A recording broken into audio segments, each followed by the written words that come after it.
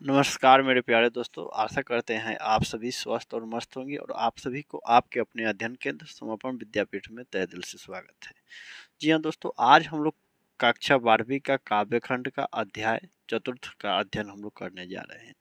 अब तक हम लोगों ने तृतीय अध्याय तक का अध्ययन किए हैं और लेखक परिचय के साथ अध्ययन किए जिससे कि एक भी वैकल्पिक प्रश्न छूटने की कोई और चांस ही नहीं बनता है।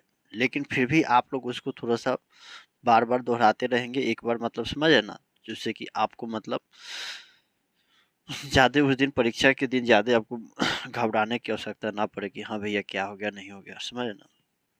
ठीक है, नाभादास के द्वारा जो रचित ये छपे हैं उसको हम लोग अध्ययन करेंगे, लेकिन उससे पूर्व इनके बारे में, नाभादास के जी के बारे में थोड़ा सा हम लोग अध्ययन कर लेते हैं कि ताकि इनका जीवन शैली क्या थी और इन्होंने किस तरह से अपने जीवन को संजोया और इस कदर कि आज हम लोग उनको पढ़ रहे हैं। हम सबके बीच में नहीं है फिर भी हम लोग पढ़ रहे हैं, समझे ना।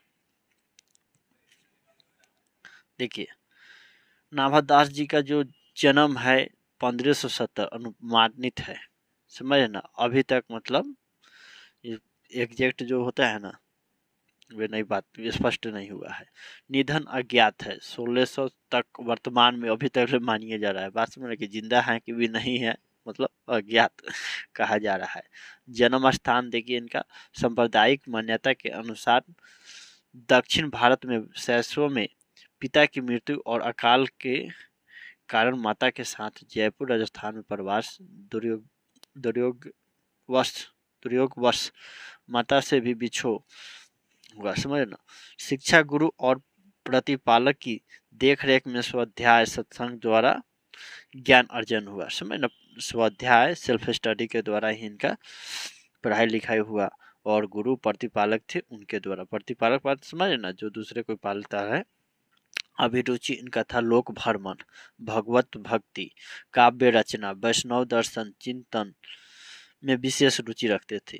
दीक्षा गुरु इनके थे स्वामी अग्रदास अग्रली, समझना, जी स्वामी रामानंद के शिष्य परंपरा के प्रसिद्ध कवि थे।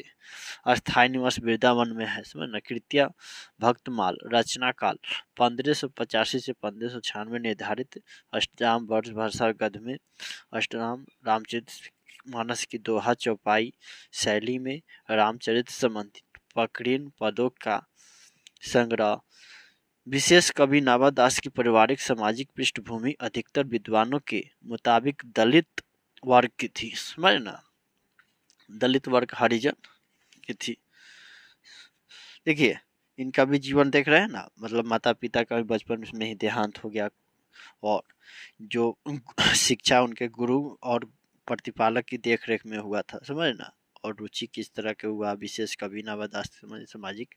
देखिए, अब हम लोग एक बार चलते चलते इनके जीवन शैली में जो इनका जो लिखा गया है, ये अपने से भी पढ़ सकते, लेकिन चलते चले भी हम लोग साथ में पढ़ लेते, जिससे कि आप लोग के वजह से मैं भी पढ़ लेता हूँ, ये बात समझिएगा।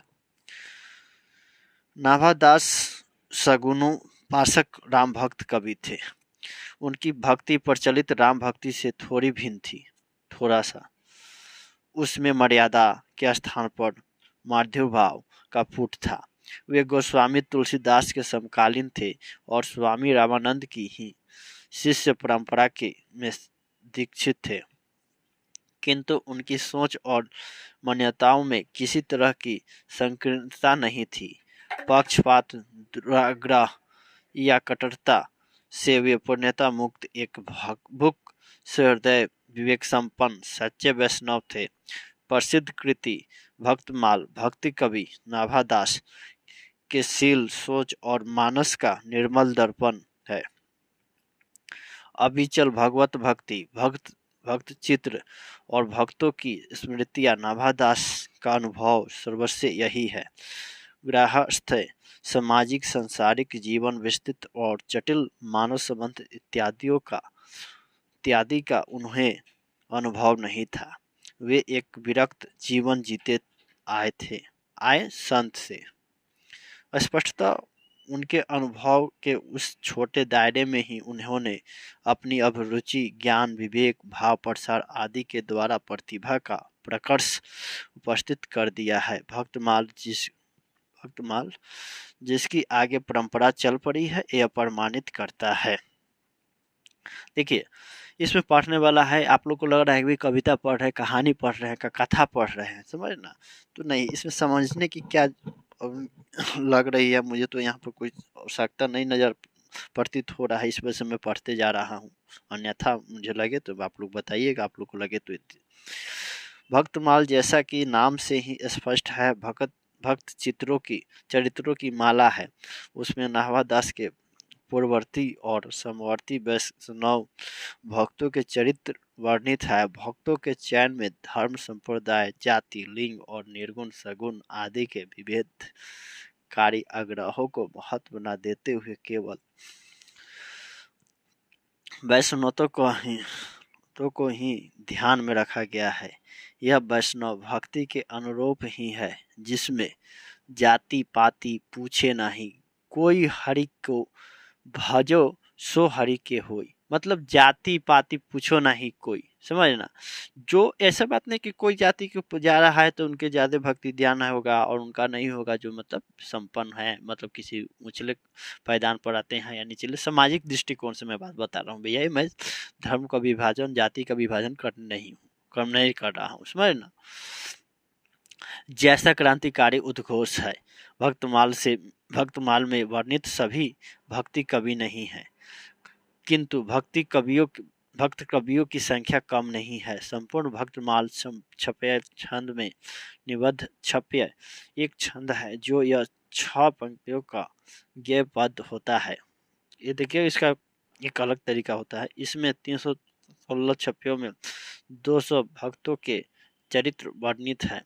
यह छपे नाभादास की तलस स्पर्शनी अंतर्दृष्टि, मम्रग्राहिणी प्रज्ञा, सारग्राही चिंतन और विदग्ध भाषा शैली के नमूने हैं।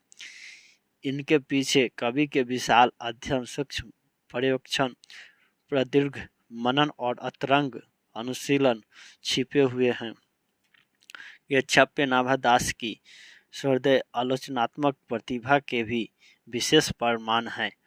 अनेक छपियों द्वारा मध्यकाल में ही आधुनिक अर्थों में हिंदी आलोचना का नाभादास ने न केवल बीजवपन किया था, बल्कि सांकेतिक रूप में अग्रिम पथ निर्देश भी कर दिया था। रीतिकाल के तथाकथित शास्त्रीय काव्य चिंतन को देखते हुए नाभादास का क्रांतिकारी महत्व स्पष्ट हो जाता है, समझे ना? यहाँ कबीर और सुर पर लिखे गए छप्य भक्तमाल से संकलित है। वैष्णव भक्ति की नितांत भिन्न 2 शाखाओं के इन महान भक्त कवियों पर लिखे गए ये छंद ऊपर कही गई बातों के सटीक प्रमाण है। इन कवियों से संबंधित अब तक के संपूर्ण अध्ययन विवेचन के 60 सूत्र इन छंदों में कैसे पूर्व कथित है, यह देखना विस्मयकारी और प्रीतिकर है। ऐसा प्रतीत होता है गोया आगे की सतियों में इन कवियों के अध्ययन विवेचन की रूपरेखा जैसे तय कर दी गई हो। समझे ना? नाभादास के बारे में विजेंद्र स्नातक जी क्या लिखते हैं, उनके बारे में थोड़ा सा पढ़ लिया जाए। नाभादास ने भक्तों के परिचय में जिस समाज शैली का परिचय दिया है, वह उनके गंभीर चिंतन मनन का परिणाम है।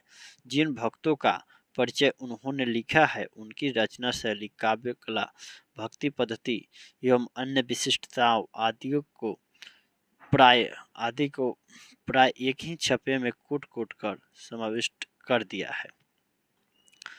भक्तमाल मध्य युग के वैष्णव आंदोलन की रूपरेखा समझने के लिए सबसे अधिक प्रामाणिक और महत्वपूर्ण सामग्री प्रस्तुत करता है, माता प्रसाद गुप्त जी कहते हैं। समझे? तो मैं समझता हूँ कि ये लेखक का परिचय था, जीवन शैली, जीवन परिचय नाभादास जी। ठीक है, तो यहाँ तक आपको समझ में आएगा। मिलते हैं अगले क्लास में, तब तक मुझे याद दीजिए। जय हिंद, जय भारत।